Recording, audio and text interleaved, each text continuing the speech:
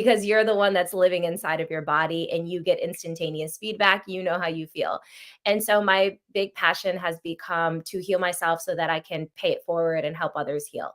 And I feel like, that's exactly what I was born to do. And so I'm very blessed to be here and have this platform and partner with Paleo on the Go, because their vision is very much so what I believe. And I'm just, beyond excited to be able to come together as a force, and especially with Justine and Gina, because together, we can spread this message of good health. So that's me, Justine or Gina. Yeah, thanks, Lindsey.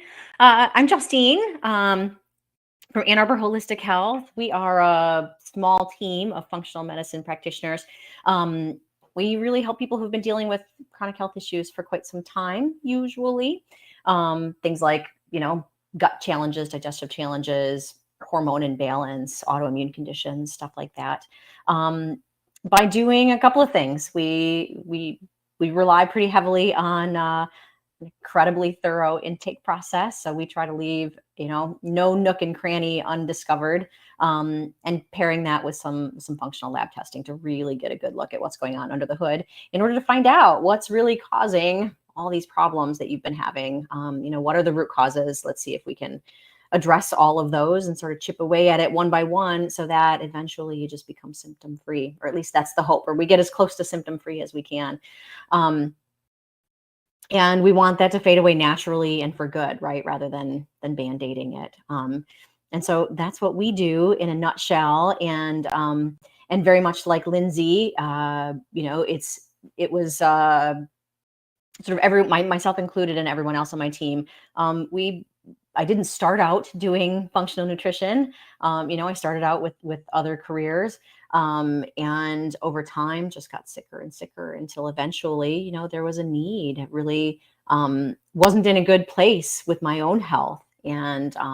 And this is what turned everything around for me. And now, after having done it for a number of years, we see these miracles happen day in and day out. And so that's why we're so excited to be, like Lindsey said, partnered with Paleo on the Go to really be spreading this word to all of you, to make sure that all of you have access to the same kinds of resources, that if you're struggling with anything, and that's why I'm here. I want to shout it from the rooftops. It doesn't have to be that way. And through things like Paleo on the Go and the help from a nutrition expert of some kind, that there really is true healing available out there for people. Thank you. Okay, so my name is Gina. I am a healthcare provider. I'm a family nurse practitioner and a board certified anti-aging medical provider. So after I finished my family nurse practitioner master's degree, I went on and got a second board certification. I've been in healthcare for 30 years. I have been inpatient, outpatient, and I've seen people walking through the most devastating times of their lives. I have had a wonderful opportunity to work in GI, and so I know there's a lot of talk in functional medicine, and part of what we're talking about today is gut health. And so I've been able to have the wonderful opportunity of working in GI, being in multiple endoscopies, diagnosing inflammatory bowel disease. I know how to read pill cams and pH Bravo studies, and so understanding imaging. So it's really kind of neat listening to the functional approach to health through the gut, but also having had really solid GI experience. So when we talk about gut health, I can envision what the stomach looks like, what the duodenum looks like, how all pieces all fit together. So it's a lot of fun. And I started out in healthcare as a psychiatric nurse. And so I've worked with children, adolescents, and adults and geriatric population, inpatient. And now as a functional medicine provider, I rely a lot on my knowledge and understanding of how physical and emotional stress manifest in the body. And so part of what I'll be talking about is just how all of that kind of comes together to treat a whole person. So I believe in root cause medicine, and I've definitely seen people heal themselves once they're given the proper knowledge and the tools to start affecting change, when they understand how their lifestyle, their genetics, their stress response has started to manifest physiologically. So that's a lot of what I talk about. And I just find it to be such a beautiful thing when you see the light bulbs go off and people start making those connections. So I'm really excited to be part of this conversation with Paleo on the Go. The diet and lifestyle are such an important foundation on which to build life healing skills, and being able to have access to something where ready-made meals that are sustainably sourced can kind of take one level of stress off of somebody as they're trying to go through their own personal healing journey, because it's a lot. And I always tell people, I'm not going to make you better. You're going to make you better. I'm just going to help give you the answers. So that's kind of my approach.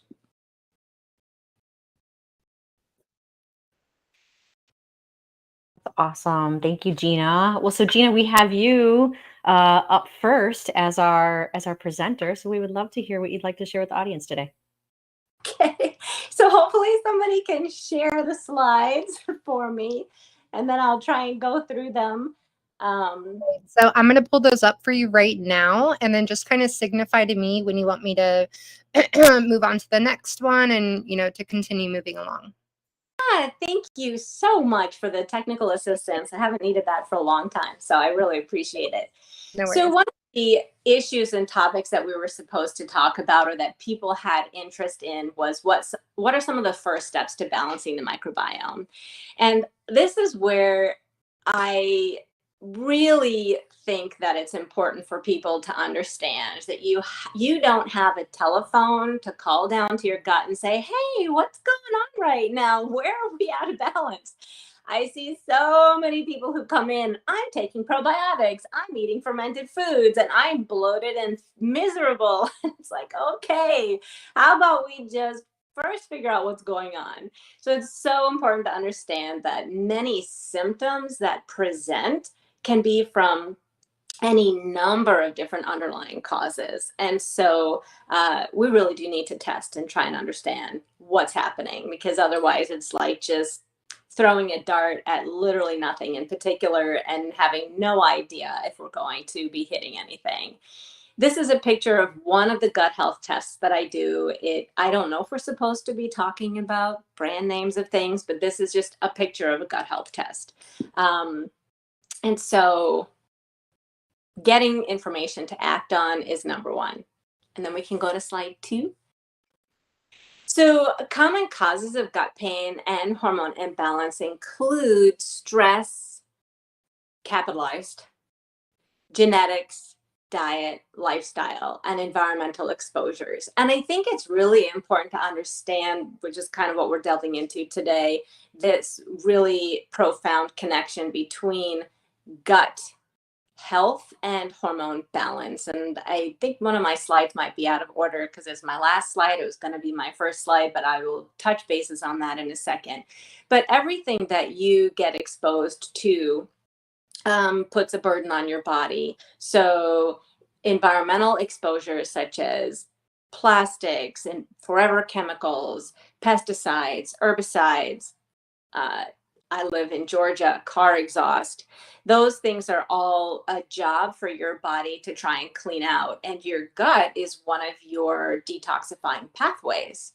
So not only does your gut have a job to do when it comes to eliminating toxins, but then your microbiome, depending on who you have in your microbiome, that may either be helping or be working against your ability to detoxify. One of the things that you have to detoxify, whether you're a man or a woman, is estrogen. We all have estrogen. We all have the same hormones, just in varying amounts. So when you start to understand that you've got these environmental exposures, you've got your genetic predisposition, you've got the type of diet that you're eating, and then you have these environmental exposures, all of these things just add additional layers to your body's ability to detoxify, clean things out, keep all of your systems running properly. Next slide. Oh, And my tips to balancing gut and hormones, I have my pictures there, so it's pretty obvious. So diet is number one. Understanding your genetic predisposition really is number two. And then stress response. So calming activities, recognizing how to regulate the body's internal stress response is really a foundation. I cannot stress how important your ability to think about how to de-stress, how much that profoundly affects all of your body's functioning. Because when you think about when you're under a lot of stress and you are under a time crunch, what choices are you going to make for food to eat? How much time are you going to prepare? How much thought are you going to put into your food? Do you take time to get outside in nature, to exercise, to have a movement practice? How well are you sleeping? So all of those parts of your life are affected by how you are able to handle stress. And not sleeping, then you don't sleep because you're stressed out, you're tired, you're trying to think of what's going on, you had a big glass of alcohol before you went to bed, so now you're having that rebound and you're waking up. Then that becomes an additional stressor. So stress can cause poor sleep, but then poor sleep becomes a stress. And then when you're not sleeping, you don't have the migratory motor complex at night, which is your gut's way of cleaning things out. So as you can see, it's just layer upon layer upon layer of how stress, your gut, and hormones are all intimately connected to each other. Next slide. So this was what I was talking about. So we know that there are certain strains of bacteria that produce an enzyme that what we call deconjugate your hormones.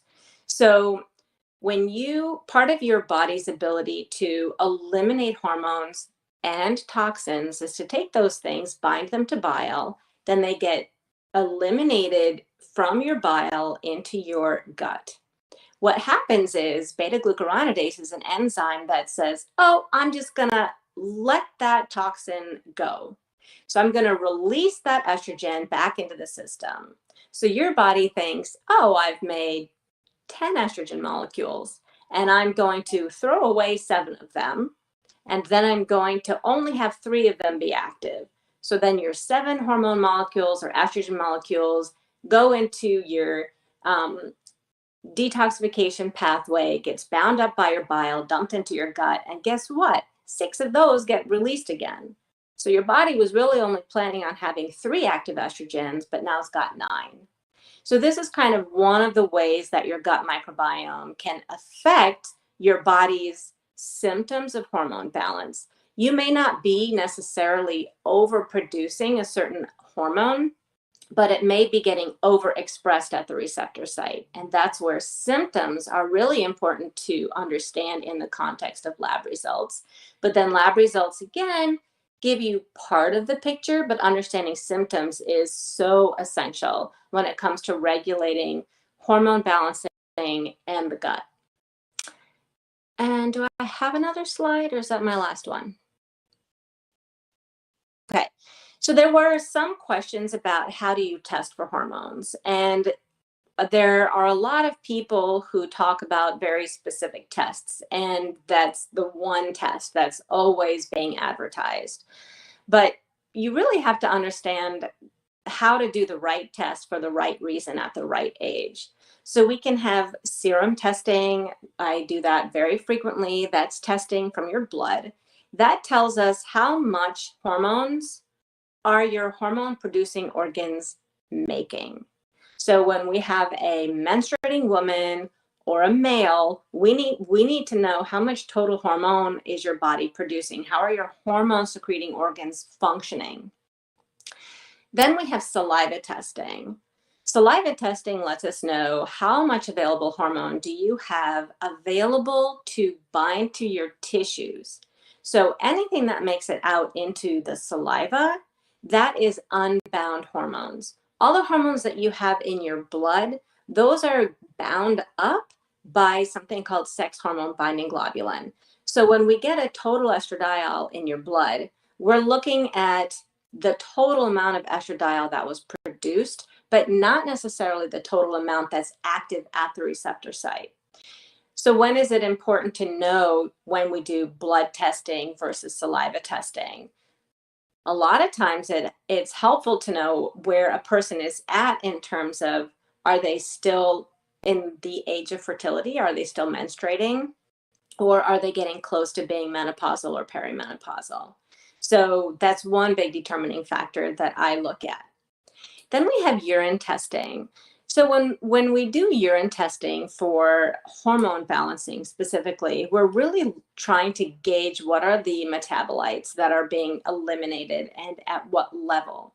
So this is a very in-depth topic, so it's hard to go over in just a couple of minutes. But when I do urine testing, the people who I do that on is who I'm trying to determine risk for things like hormone-derived cancers. What is their total toxic burden? What are the pathways that their body is using in order to eliminate some of these things? I don't use urinary testing to determine whether or not somebody needs to be on hormone replacement, what the dosing is, how to manage that. Urine testing is not meant for that. It's meant to assess somebody's risk and how are they breaking down their hormones. So that's, I think, all of my slides and my part of the presentation. Beautiful. So I'm going to stop sharing. And then if I think it was Lindsey or Justine, whoever wants to go next. I don't mind going. Let's see if I can share. So I'm going to do a share screen here. And let me know if you can see. I just click share. Beautiful. Can you see everything okay? Yep. Awesome. So there were a few pieces that Gina touched on that I'll touch on and maybe add to or share a little bit more. I know the beta glucuronidase thing is a great gut hormone tie-in, so I do have that a little bit later. So I just threw up some of the questions that some of you asked. You might recognize this as being one of your questions. And these are some of the things that I'll be covering throughout the presentation, woven throughout.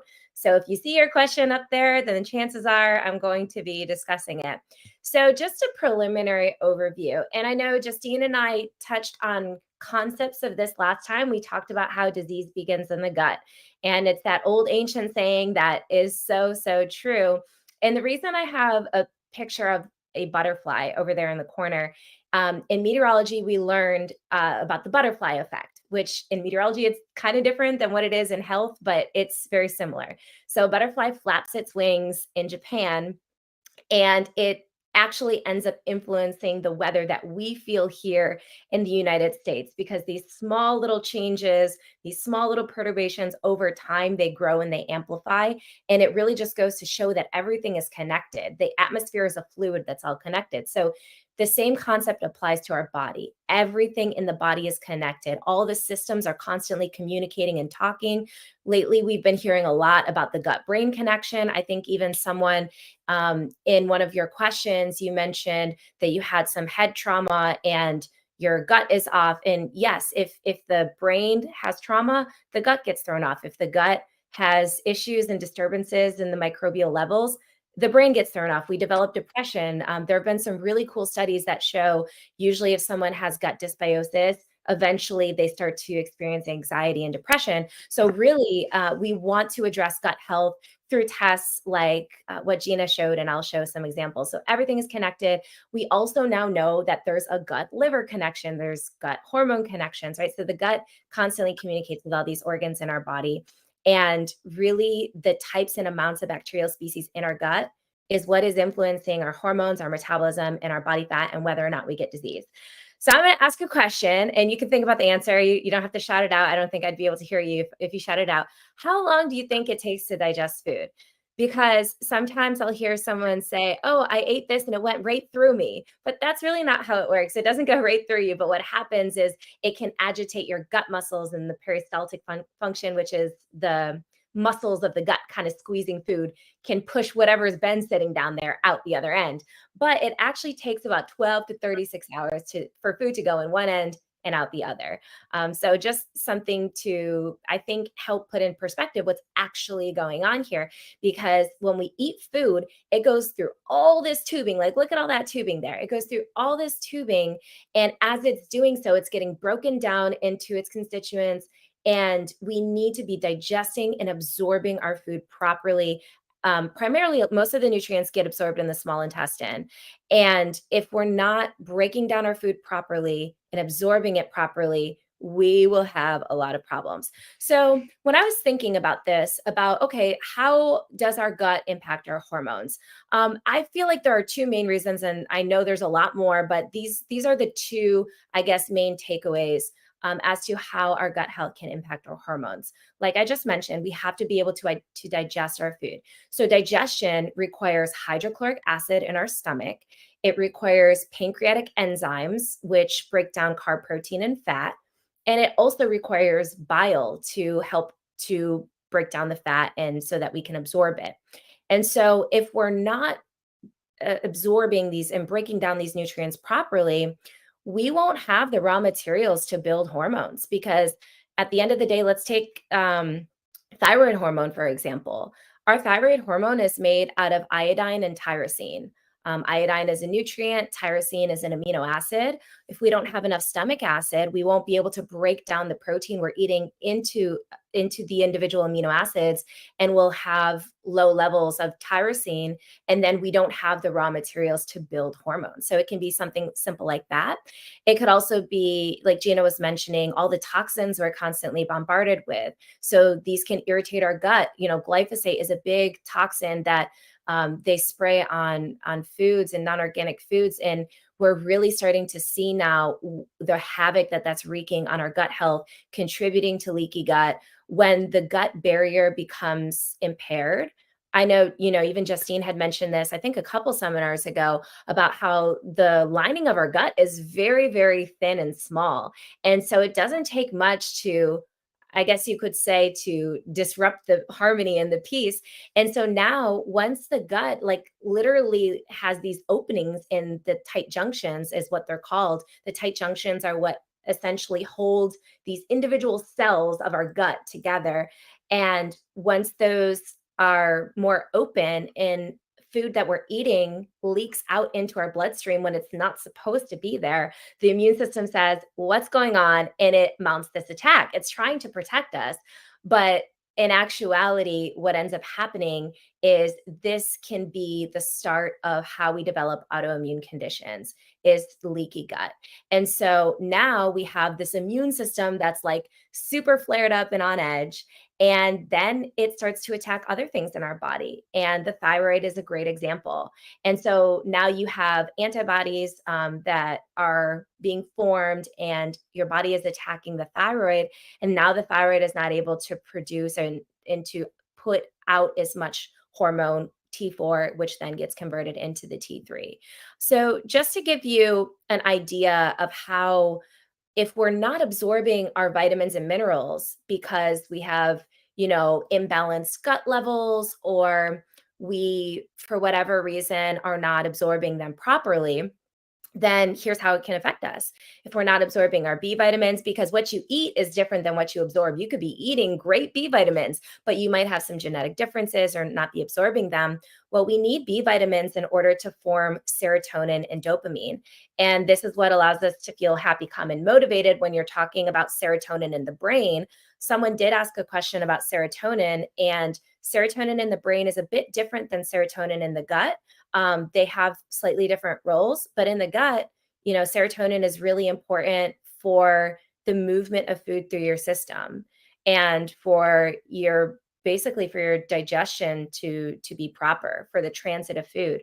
And so you can get B vitamins in meat, leafy greens, and quinoa is not on an AIP diet, but I kept that in here because someone also asked, how can I get all the nutrients I need on AIP?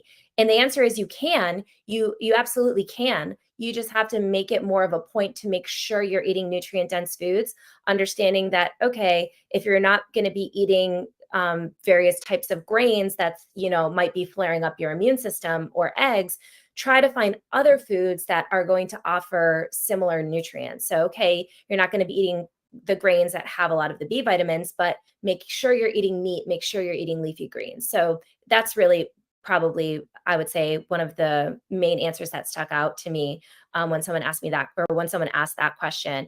Vitamin D, you can't really find it in food a whole lot, but you can find it in fish and mushrooms, but that's like, you got to get your sunshine. And then iodine is mainly in seafood and salt, and we need that for our thyroid hormone. So I'll probably end on this. Oh, there's so much, but I know I want to make sure that we have time for Justine. So I will end with this and with a quick tip slide. So someone asked about serotonin. How can I make sure that my body is producing adequate serotonin? So it's important to know that serotonin actually, this is showing how serotonin is made. It starts with tryptophan. And you hear that saying, you eat turkey, you get tired. There's a little bit of truth to that. Turkey does contain the amino acid tryptophan. Tryptophan you can get pretty much in any protein source. But again, if you don't have the hydrochloric acid in your stomach, perhaps you have an overgrowth of H. pylori that's creating low stomach acid, then you're not going to be breaking it down properly, and serotonin won't be able to be formed. And in addition, if you are deficient in folate, which is vitamin B9, or if you don't have enough of these cofactors, which are needed for these enzymes to convert from one thing to the other, you won't have proper serotonin. And so the takeaway here is you need your B vitamins. You need, essentially, if you really trace it back, you need all of your gut microbial levels in balance. And you need to make sure you're eating enough protein as well. So this is I'll just show you an example. This is called an organic acid test. And this is done, the organic acid test, you can do it through blood, urine, or a combination. This particular test was a combination of blood and urine. And what I wanted to show you here is this person was actually eating a lot of protein, which this marker indicates here, but their amino acids were low. And this was a huge clue as to this person was not producing enough stomach acid. So if someone is eating a lot of protein, it doesn't necessarily mean that they have adequate amino acids if they don't have enough stomach acid. So this test it can give us that indication. These are just various tests, which we will very likely be doing a whole webinar on gut tests, because we could talk so much and give you guys some great nuggets on how you can use these tests to reverse various health ailments that you're struggling with. So there's a lot. So I'll end with this. You must do this for a healthy gut. You got to eat your fiber. You've got to eat a diversity of plant foods. Omega-3s, polyphenols are in plant-based foods. Sleep, just like Gina mentioned. Stress, just like Gina mentioned. A paleo style diet. If you have an autoimmune condition, the AIP diet is wonderful. Probiotics can be a great addition. But like Gina mentioned, it's not a one size fits all. It's not like, oh, you eat probiotics, that it's going to solve all of your dysbiotic problems. No, we got to see what the state of your gut is first to know what type of probiotics and when is it appropriate to supplement. And then again, with the stress thing, you have to eat and chew your food in a relaxed environment, because if you are not relaxed, then the body does not release the hydrochloric acid and the enzymes that are needed to break down the food. And then you get dysbiosis. I mean, not overnight, but essentially you end up developing a dysbiotic state. So that was essentially the pieces that I wanted to share with everyone. And I believe Justine has something to show and some words of wisdom for you all. And then we'll come together and bring it all together for you. Sounds good. Thank you so much, Lindsey. Yeah, so, I'm going to touch a little bit on some of the things that Lindsey shared and some of the things that Gina shared, and hopefully tie it all in together. So Lindsey just talked a little bit about, if we don't have a gut that's in good shape, that we struggle to really utilize all the nutrients we're taking in, right? So we can even be eating a really nutrient-dense diet, right? We're eating AIP, we're getting all these good vitamins and minerals. But if our gut is not in a good way, right, then we struggle to actually take in all of the nutrients that we need to. And some of it literally just passes right through us. And now we just have, expensive poo. And so we don't want that, right? We want really good fuel for our body. And if you think about it, everything our body does, every time we walk and talk and our heart beats and our lungs expand and contract, all of that has to be fueled by something. And that something is like 99% the food we eat. And so there's a couple of things. Your food needs to be nutrient dense. That's just easy peasy, right? Because if we eat things that are not nutrient dense, we're not going to get enough vitamins and minerals to support all the functions that our body needs to be doing, right? Like Lindsey talked about the basic ingredients for making thyroid hormone. If we don't have enough of those things, our body can't make enough thyroid hormone, and our thyroid can't be functioning optimally, and our thyroid controls all sorts of other things in the body. And so at a basic level, we need to be eating enough vitamins and minerals in order to power all of the things. But also we need our gut to be able to do the right things with those. And so in order for that to happen, a couple of things need to happen. So we take that nutrient dense food that we're eating, right? So these paleo on the go meals. And when we take a bite, we want to make sure that we're chewing really thoroughly, right? So that we're actually breaking it up with our teeth and chewing it, chew 30 times, set your fork down in between bites. And that we're churning it with saliva. That really is the first stage in helping it to break down. And then we swallow it down. We want to have enough stomach acid, right? Lindsey talked about, in that organic acids test, someone was eating plenty of protein, but their amino acids were still low. And that was because that person didn't have enough stomach acid. Stomach acid is really essential to breaking down proteins. And unless those proteins get broken down, we can't actually use them, right? And so we have to have enough stomach acid. And what we find, this is actually something that's still relatively unknown out there, but people take a lot of antacids thinking that their reflux or GERD or heartburn or whatever it is a problem of too much acid, when in reality, in the functional nutrition realm, we know that in many cases, it's a symptom of not enough stomach acid or weak stomach acid, where the pH level is off. And so we've got to have good stomach acid, and then it goes into the whole rest of the system, right? All of those curves, all those tubes that Lindsey showed when she showed the picture of the small intestines and the large intestines, there's a lot of sort of roadway that all that food needs to travel through. And it's that long road on purpose, so that your body has a lot of opportunities for those food particles to continue to break down further and further and further, and to have many places for those nutrients to be broken down far enough and then absorbed through the lining of the gut and into the bloodstream, so that they can be delivered all over the body. But in order for that to happen, we have to have the right mix of good guys and bad guys in the gut, right? So we want lots of good guys and not so many of the bad guys.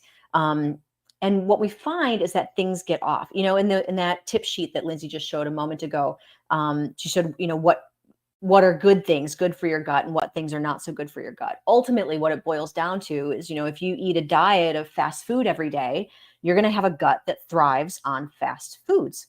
And if you eat a diet that's full of paleo on the go meals or other nutrient dense foods, then you're going to have a gut that thrives on those foods. And, I'm watering it down. I'm simplifying it a bit, but ultimately that's what it boils down to.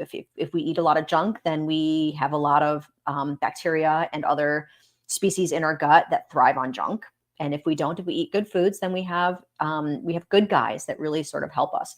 And so what I'm going to show here in a second is one of the tools we use, one of the tests that we use pretty routinely to be able to take a look at whether we have good guys or bad guys, and whether all of those systems, from the very beginning, right? We chew our food, we chop it up with our teeth, it mixes with saliva, it goes down into our stomach, bathed in stomach acid, then it goes through all of the small intestines and through the large intestines before our body uses what it can and then eliminates what it can't as waste out the other end. And so this is a tool that we use to take a look at what's really going on in there, to know whether all of those things are happening, right? Because we can be eating all the nutrient dense foods, and even if your gut's not great and you're eating all those nutrient dense foods and you're like, that's okay, I'm taking really good high quality supplements. If you think about it though, the supplements that we're taking have to go through that same digestive tract as that good nutrient dense foods. And so our bodies sometimes struggle to make use of the supplements too, right? They open up and they're broken down and it's easier for the body to absorb, but still sometimes there's an absorption issue there with supplements as well. And so ultimately the answer for everyone across the board is let's really get your gut in good shape so that it's really doing the work that it's meant to do, because the gut is really the center. It's really like the magician of the whole body, or it's our worst enemy if it's not in good shape. Okay, so with that, I'm going to take a second here to share my screen. Take a look at one of the lab tests that we use. All right, you guys able to see? Yeah. Okay, so this is a GI map. This is one of the gut tests that we use often. So this is an actual set of results, and so we're going to take a look at.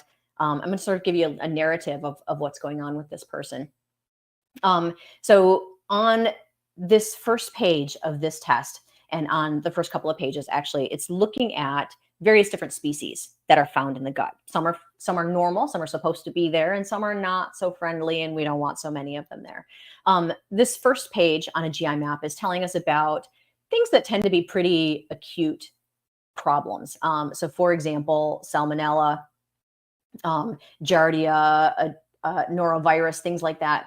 Folks are usually acutely ill, right? Like, so you're vomiting or you've got it coming out the other end, or both sometimes. In any event, usually people know that we're acutely sick in the moment. And so it's pretty normal for this page for things to be, to come back all negative. And that was true with this particular patient as well. Every time you see a caret and a DL, it means below the detectable level, which means none of it was found, which is exactly what we want to be seeing. And on the second page is where things always begin to be interesting. H. pylori is a bug that exists primarily in the stomach itself, and it's one of the reasons that that stomach acid tends to be off, that it's too low, that the acidity level of the stomach acid is not as strong as it's supposed to be, or that it's that we just don't have enough stomach acid at all. That tends to be from this guy, H. pylori, and that's because H. pylori has the ability to reduce stomach acid. And so a lot of times when we have those kinds of symptoms, again, the reflux, GERD, heartburn, things in that realm, it tends to be from H. pylori, or if we're eating plenty of proteins, but our body's not actually being able to utilize and to have enough protein. Sometimes that's from H. pylori, again, because it's reducing stomach acid. The other thing that happens if H. pylori shows up is that if it really has weakened our stomach acid, it's really sort of made us vulnerable to more unfriendly species, right? Because germs are everywhere. They're on every doorknob, they're on every piece of food you eat, they're on everything you touch. So even if you're really good, right? You wash your produce and you wash your hands all the time and you have really good hygiene, germs are still everywhere. And so it's not about avoiding germs entirely. It's about, let's have a gut that has the ability to protect itself from germs. And so, but H. pylori sort of weakens our ability to do that a bit, because it lowers our stomach acid, and our stomach acid is one of our primary defenses against germs really sort of taking up residence in our gut, because most things don't survive passage through the stomach acid.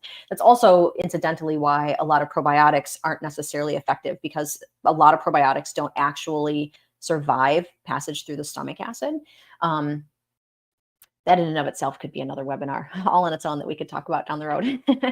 And then this next section here, this is all about normal bacteria, things we expect to see in a gut. So we expect to see all of these, and you may recognize some of these. Some of these are some of the same names as you would see in a typical probiotic. And with this particular patient, she had some low levels of some things, and she had one where it wasn't showing up at all. And so this is pretty normal if we've got some what we call dysbiosis, right? Which basically means we've got not enough of the good guys and too many of the bad guys. And so ultimately, if that happens, we want to fix that, right? We want to shift the balance. And that was definitely part of the solution for this particular client. And so we see that when there are lots of bad guys. And in her case, there were sort of lots of bad guys. We had some overgrowth here and a few things overgrown here, some staph, some strep, and some methano, sort of equivocal. But we also had a few other things going on. Some of these species are potential triggers for autoimmune conditions, meaning these guys, and so let me back up for just a moment to explain what makes a good guy and what makes a bad guy. So good bacteria, the ones that we want lots of here, they do us a couple of favors. They really work with our body. They help us digest our foods, and the byproducts that they produce, their off gases, are nutritive to our gut, healing to our gut, really helps our gut be in a good way. Bad guys are the opposite. So they, at some level, some species anyway, steal our nutrients, and their byproducts are toxic to us. It does damage to our gut, right? And so Lindsey talked about, that single cell lining of the gut and the tight junctions that start to separate, and that leaky gut phenomenon where particles are slipping through. Sometimes that happens if we have too many of these bad guys. And so if we've got these bad guys, they're doing little minute amounts of damage day in and day out to the lining of our gut if this dysbiosis continues. And that's one of the things that causes that leaky gut phenomenon to happen. And so it matters, right? We want to get these guys out of there. And so that's why some of these, we know the research tells us that they're linked to autoimmune conditions. It's like if we have too many of these and they hang out for too long, they're potent enough that they're able to do enough damage to the gut that leaky gut starts to happen. And then down the road, autoimmunity starts to develop. And autoimmunity can come in many, many, many different forms, right? So rheumatoid arthritis or thyroid autoimmunity or any of the autoimmune gut conditions that happen. So how does that present, and what happens how do I know if I have autoimmunity? The answer is really different for different people. So it's hard to really say exactly what someone's symptoms are. And some of that has to do with, you're a product of not only your genetics, but everything you've lived through your whole life. And so the way that it manifests is different for different people. But ultimately, this particular patient had lots of different species showing up. And so ultimately, like I said, the name of the game was she had not enough good guys and too many bad guys. And we just wanted to shift that balance to get that gut in a good shape so that not only is damage not happening anymore from the bad guys, but she's got some good guys that are helping to nourish the gut, helping to get it back into good shape, and also helping her to digest her foods. And on top of that, she had some candida overgrowth as well. And so there were sort of lots of factors playing against her. In this particular case, so this test also tests for parasites and it tests for worms. None of that was showing up with this particular patient. And then we've got a handful of markers with this test that tell us a little bit about how the gut's functioning in general. So this first one's steatocrit's telling us a little bit about how much fat was in the stool sample. So meaning, did this person break down their fats well enough? And there was none for this person, which means she was doing a good job breaking down her fats, which means her liver, gallbladder system was doing a good job having good bile flow, which is what breaks down the fats in the foods that we eat in order for our body to be able to use them. And elastase, this next marker about pancreatic function and the production of enzymes, digestive enzymes that help us break down our foods. So a little bit about our ability to digest foods separately from good guys versus bad guys in the gut. And that's beta-glucuronidase that both Gina and Lindsey talked about. When this starts to build up, it's an indication that things in the gut are sort of becoming at a tipping point, and that it has the ability to have an impact on, again, as Gina talked about, on estrogen in the system, and too much estrogen starting to build up in the system.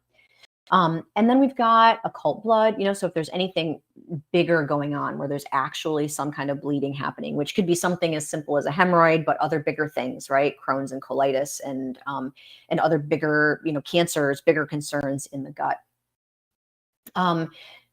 And then this next section here, immune response, this is about how our immune system is handling what's going on in the gut. So secretory IgA, this is sort of like, of all of the soldiers in your immune system army, how many are called up to active duty right now? And in this particular patient's case, she had quite a lot, which is definitely indicating sort of two things.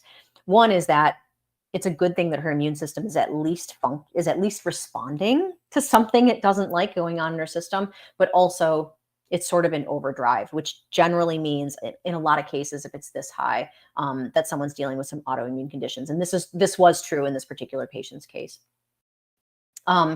And in other cases, though, we see it really very low, where basically someone's immune system is just totally tanked and just doesn't have the ability to sort of fight any of these guys anymore. Like it's fought too long and too hard, and is sort of tuckered out at this point.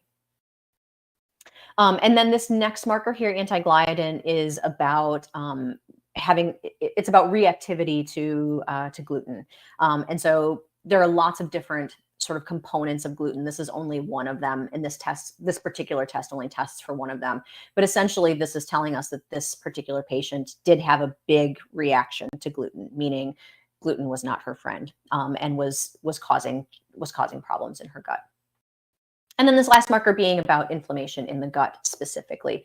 And so this test, and there are lots of other tests out there, but it's just one of the tools that we use to really give us a really good indication. Because as someone else said, we can eat good foods, and we can eat probiotic foods, lacto-fermented produce, and be like, okay, but I'm taking my probiotics and I'm doing those things, but I'm still having trouble.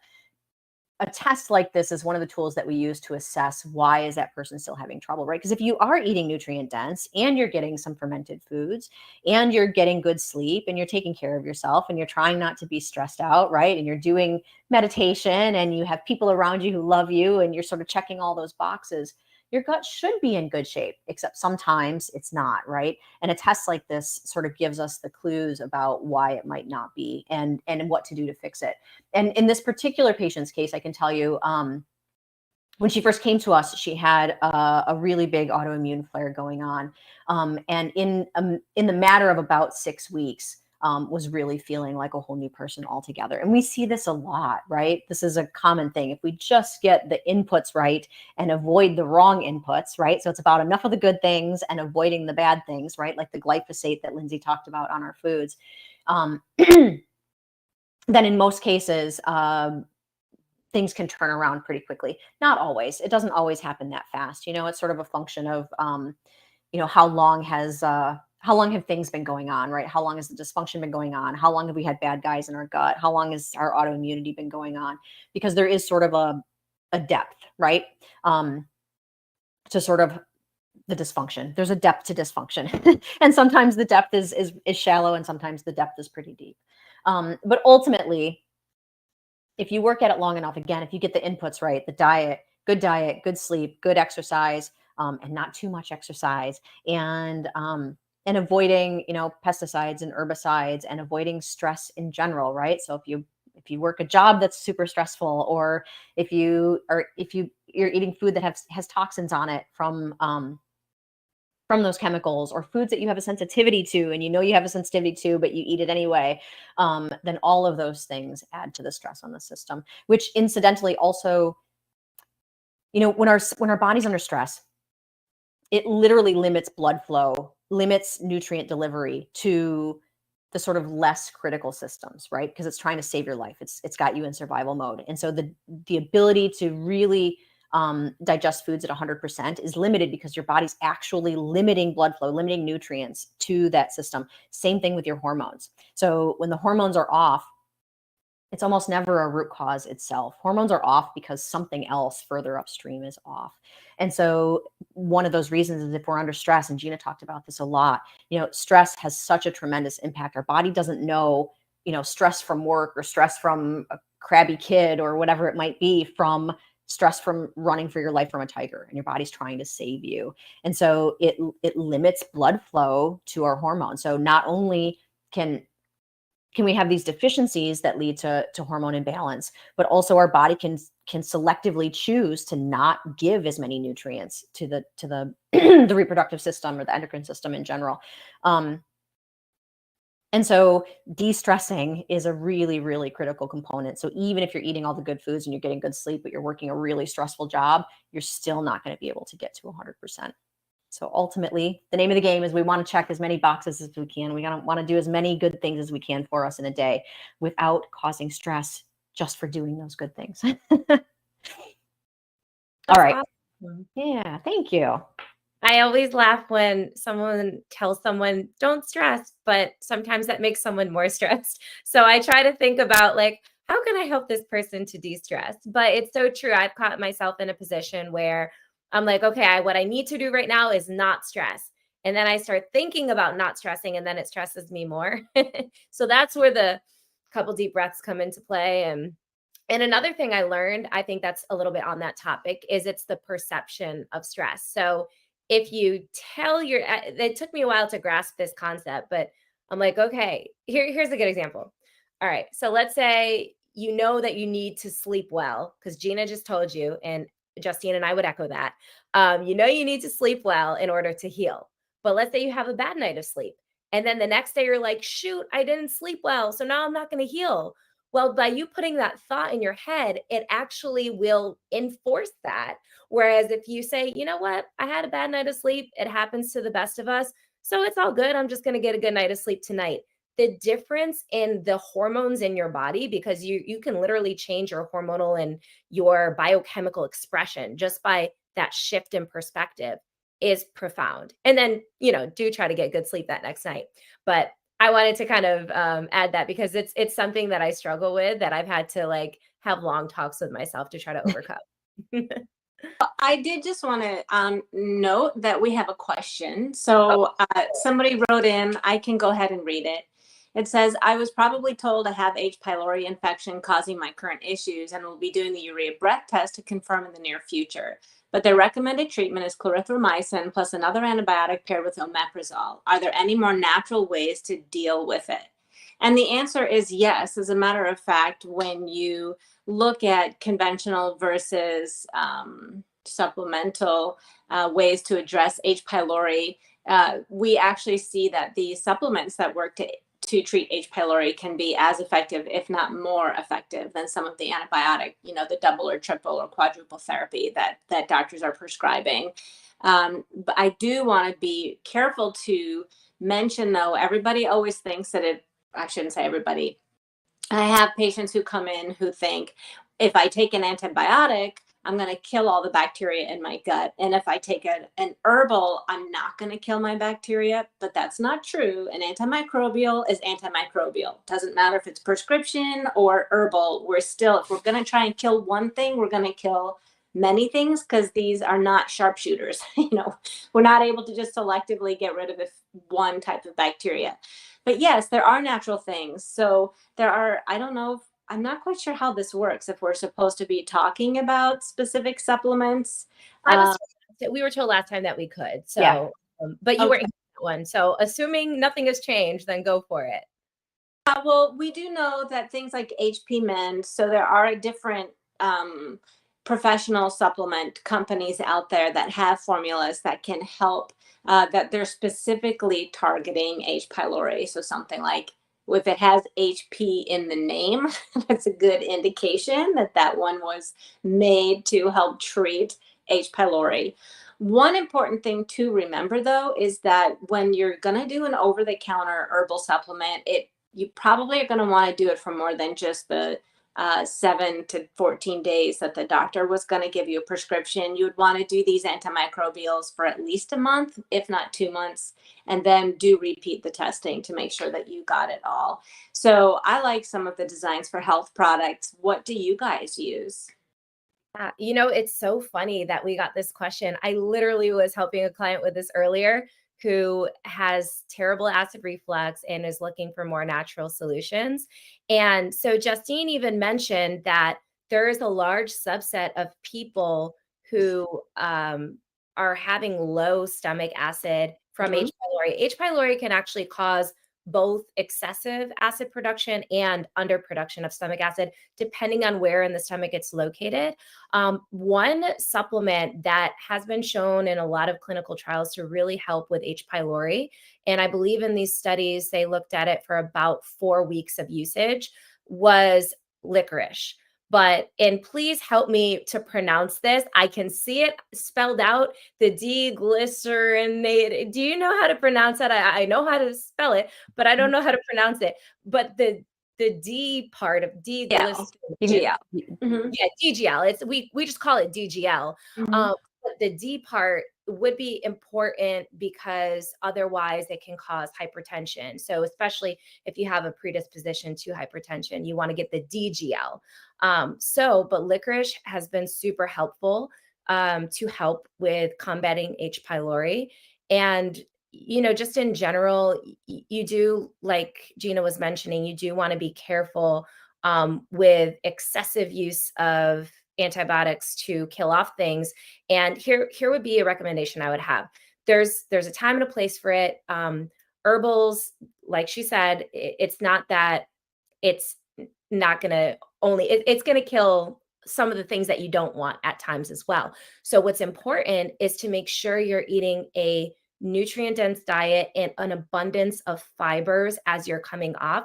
So you have the prebiotics so that you can start repopulating your gut with the good bacteria. So essentially making sure that when you're coming off of these herbal antimicrobials or antibiotics, if that is your treatment course that you and your doctor decide, or your healthcare practitioner decide, make sure you're getting variety of plant-based foods so that war where the good guys are fighting against the bad guys, so that the bad guys don't overtake the good guys. You want to make sure you're giving your army enough supplies, so to speak. In the food and the fiber is the supplies that the army, the good bacteria, need to fight against the bad guys, the bad bacteria. So that I would say look into licorice is one of my main things, I would say. Yeah, and you do really want to support whenever it comes to treating any kind of an issue in the gut. We have sort of this approach where we have to attack or kill off the bad bacteria, but you have to then support the repair part. So zinc carnosine is really important for the lining of the stomach to start to repair itself.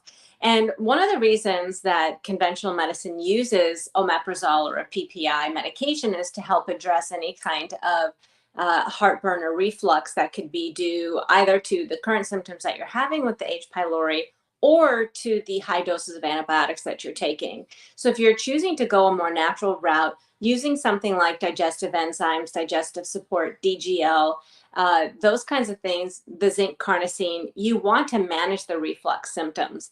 We do not want to have reflux because you can get Barrett's esophagus and esophageal cancer. And I have been in the unfortunate position to diagnose esophageal cancer in people who have been complaining for years about reflux, and they've been taking PPIs for years, and yet they've still developed esophageal cancer. So being mindful to not only address the root cause, which is contributing to your digestive issues, but then helping to decrease inflammation and helping the lining of the gut to repair is a very important next step. Absolutely. And, speaking of repairing the gut, zinc carnosine, that's a great recommendation. And there are what we call professional brand supplement companies. I know, Gina, you mentioned Designs for Health. That's a great one. That do have these gut powder formulations that have zinc carnosine and glutamine. You'll almost always find in these gut powders because that's like food for our gut cells, essentially. And you might find things like slippery elm and aloe, and all of these are wonderful nutrients. So we have what's called the 4R program.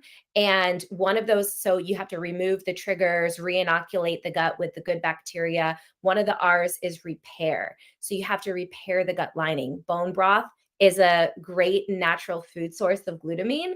So that's why you hear people talk about bone broth or gut health.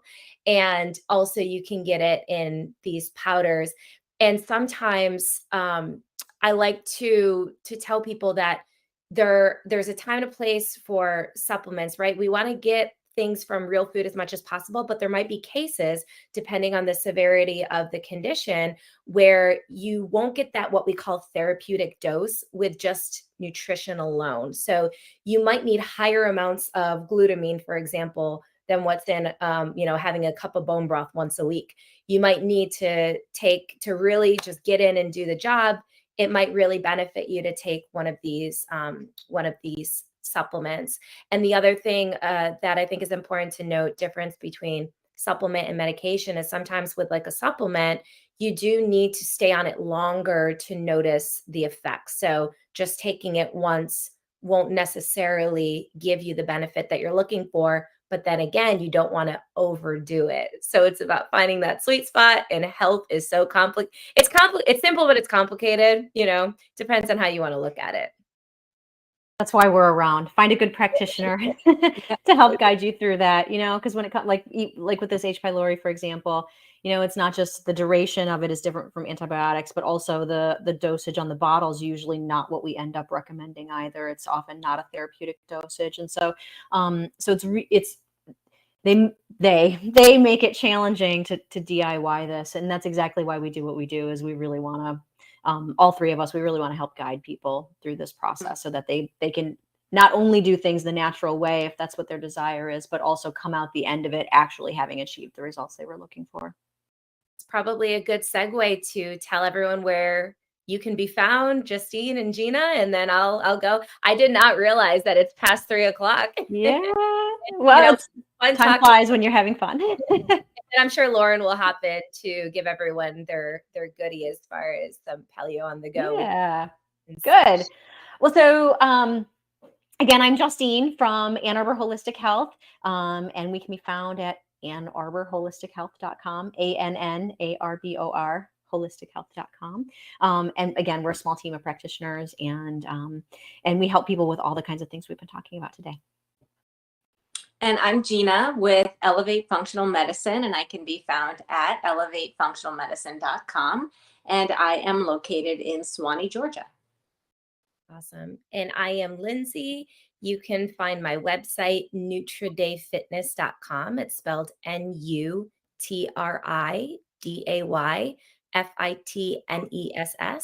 NuTridayFitness.com.